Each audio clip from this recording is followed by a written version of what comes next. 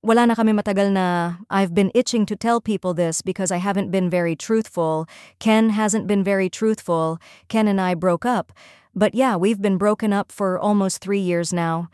And the reason, well, originally the reason why we haven't said anything about it is because Enrique or Ken asked me not to say anything about it first.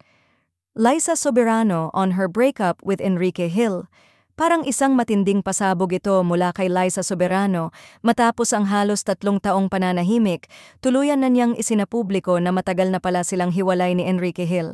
Sa isang pahayag, inamin ni Liza na matagal na siyang gustong magsabi ng totoo pero pinili niyang manahimik dahil sa hiling ni Ken mismo.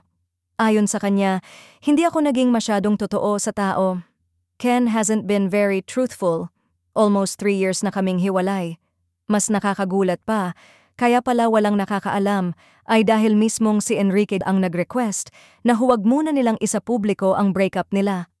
Kaya habang busy ang fans sa pag-ship at sa kilig moments ng dalawa sa social media at projects, lihim na palang tapos na ang kanilang love story. Dahil dito, muling uminit ang usapan sa social media. Maraming fans ang nagulat at tila nawindang sa revelasyong ito, lalo na't all this time, marami pa ring umaasang magbabalikan o magse-settle down ang Lisquen. Ang iba naman, nagtataka kung bakit kailangan pa itong itago ng ganito katagal at kung ano nga ba ang tunay na rason sa likod ng breakup. Kung tutuusin, sa showbiz, bihira ang love team na nakakapagpanatili ng ganitong malaking sikreto ng halos 3 taon. Kaya't hindi na nakapagtataka kung maging mainit na usapan ito sa mga susunod na araw, lalo na't marami pa ring hindi malinaw na detalye sa kwento ng kanilang paghihiwalay. Ngayon, hati ang opinyon ng publiko.